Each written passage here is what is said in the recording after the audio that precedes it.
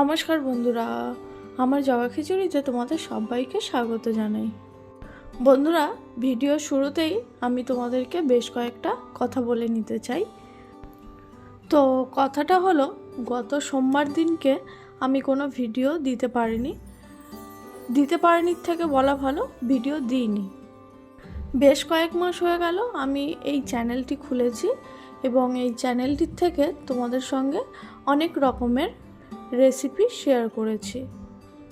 তো আমি এখানে দুদিন করে ভিডিও পোস্ট করতাম, কিন্তু এখন আমার মনে হচ্ছে যে দুদিন করে ভিডিও দিয়ে বোধহয় আমি তোমাদের কাছে ঠিকঠাকভাবে পৌঁছতে পারছি না।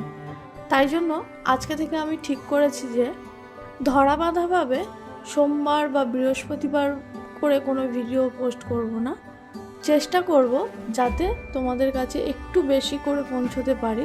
তার জন্য একদিন ছাড়াছাড়ি বলো বা দুদিন ছাড়াছাড়ি বলো ভিডিও দিতে।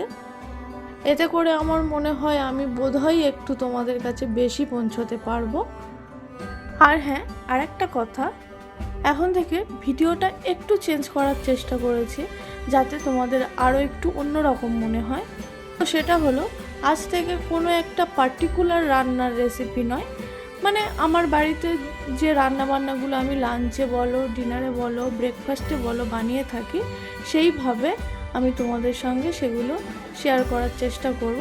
আমার যেটা মনে হবে যে এটা তোমাদের সঙ্গে শেয়ার করলে বোধহয় তোমাদের ভালো লাগবে, তো সেইভাবেই আমি ভিডিওগুলো শেয়ার করব। আশা করছি তোমাদের একটু অন্যরকম মনে হবে। তো চলো, আজকে আমি কি ভিডিও বানিয়েছি তোমাদের জন্য সেটা তোমরা দেখতে থাকো। আশা করছি তোমাদের ভালো লাগবে।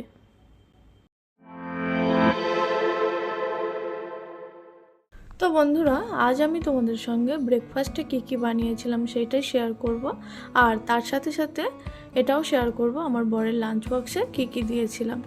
তো চলো দেখতে থাকো। তো সকালে রুটি দিয়ে খাওয়ার জন্য ঘুগনি বানাচ্ছি, আর ঘুগনিটা বানানোর জন্য প্রথমে মটর আর আলুটা সিদ্ধ করে নেব।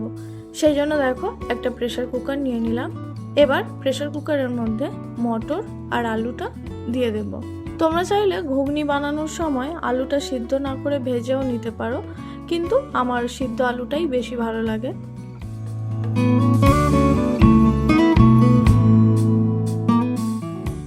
মটর আর আলুটা প্রেসার কুকারের মধ্যে দিয়ে এবার ওর মধ্যে পরিমাণ মতো জল দিয়ে দেব।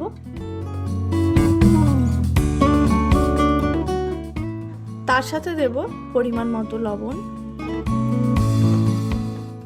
এবার প্রেসার কুকারের ঢাকনাটা বন্ধ করে এটা 2টো সিটি আসা পর্যন্ত সিদ্ধ করে নেব।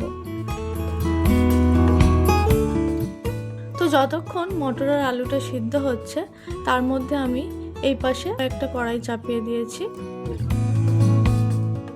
এদিকে কি করব, বরের লাঞ্চ বক্সে যে সবজিটা দেব সেই সবজিটা বানিয়ে নেব। তো কড়াই গরম হয়ে গেছে, এখন ওর মধ্যে তেল দিয়ে দিলাম। এবার তেলের মধ্যে দেব একটু কালো সর্ষে ও একটু গোটা জিরে। এবার দেব কুচিয়ে রাখা পেঁয়াজ। পেঁয়াজটাকে কিছুক্ষণ ভেজে নেব। পেঁয়াজটা হালকা লাল হয়ে গেছে, এবার এর মধ্যে দিয়ে দেব রসুন বাটা ও আদা বাটা। রসুন আদাটা দিয়েও আরও কিছুক্ষণ ভেজে নেব।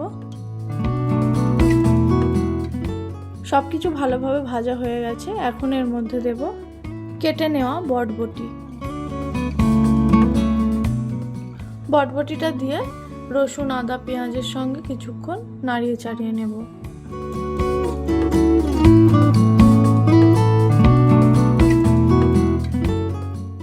এখন এর মধ্যে দিয়ে দেব পরিমাণ মতো নুন, হলুদ গুঁড়ো, সামান্য একটু লঙ্কা গুঁড়ো, জিরের গুঁড়ো, ধনে গুঁড়ো, আর দেব ফেটিয়ে নেওয়া টক দই। টক দইটা দিয়ে সাথে সাথেই নাড়াতে থাকবো, নাহলে টক দইটা ফেটে যাবে। এবার আরও কিছুক্ষণ সব কিছুকে একসাথে কষিয়ে নেব যাতে মশলার থেকে তেল ছেড়ে দেয়।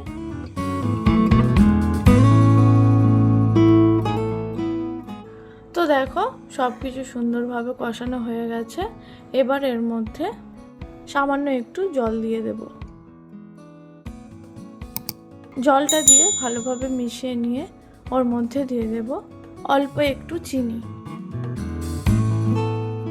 এখন এটাকে ঢাকা দিয়ে 3-4 মিনিট রান্না করে নেব। তো দেখো বরবটির তরকারিটা কিন্তু হয়ে গেছে। নামানোর আগে এর মধ্যে সামান্য একটু গরম মশলা ছড়িয়ে দেব। চলো, এটা তো রেডি হয়ে গেল। এবার ঘুগনিটা করে নেব। তাই আবারও কড়াইটা চাপিয়ে দিয়েছি। কড়াইয়ের মধ্যে দিয়ে দেব সাদা তেল।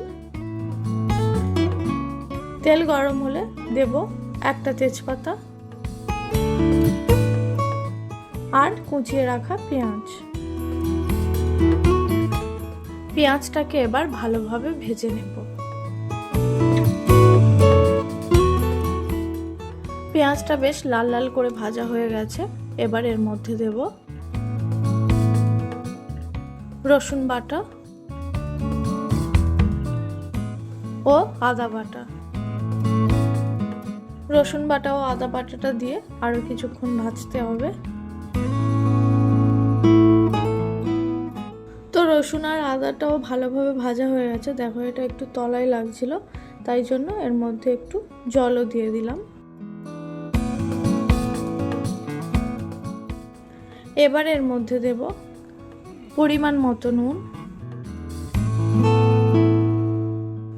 হলুদ গুঁড়ো, লঙ্কা গুঁড়ো, একটু কাশ্মীরি লঙ্কার গুঁড়ো, কালারটা ভালো আসবে তাই।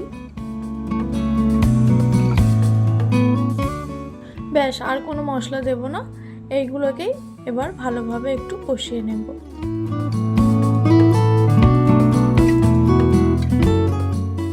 মশলাটা ভালোভাবে কষানো হয়ে গেছে। তেলটা কি সুন্দর ছেড়ে দিয়েছে। এখন এর মধ্যে সিদ্ধ করে রাখা মটর আর আলুটা তুলে দেব।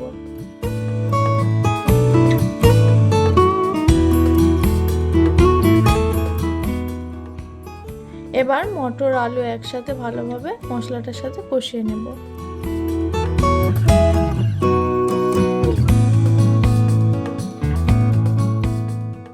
কিছুক্ষণ কষিয়ে নিয়েছি। এখন এর মধ্যে দিয়ে দেব পরিমাণ মতো জল।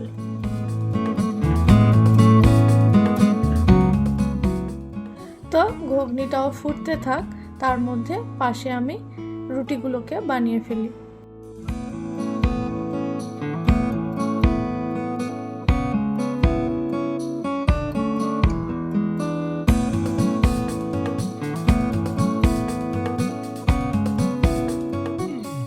রুটিগুলো বানিয়ে ফেললাম। এদিকে ঘুগনিটাও প্রায় হয়ে গেছে। এবার শুধু নামানোর আগে ঘুগনিটার মধ্যে একটু গরম মশলা গুঁড়ো ছড়িয়ে দেব। ব্যাস, তাহলেই রেডি আজকের আমার জলখাবার। চলো এবার জলখাবার বানানো যখন হয়ে গেছে, সার্ভ করে নিই।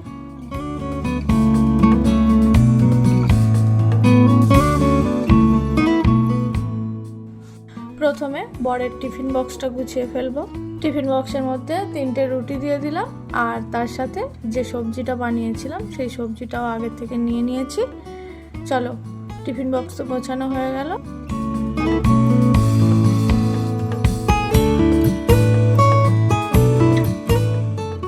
এবার এটা হলো আমার জলখাবার, 2টো রুটি আর তার সাথে ঘুগনি। এটা হলো আমার বরের জলখাবার, 2টো রুটি, তার সাথে আগের দিন একটু চিকেন কষা বেঁচে গেছিলো, সেই চিকেন কষা, কারণ ও ঘুগনি খায় না। তো বন্ধুরা, আজকের ভিডিও তো আমার এই পর্যন্তই ছিল। তোমরা অবশ্যই কমেন্ট করে জানিও আজকে আমার ভিডিওটা তোমাদের কেমন লাগলো। যদি ভালো লেগে থাকে তাহলে একটা লাইক করে দিও ও আমার চ্যানেলটিকে সাবস্ক্রাইব করে দিও।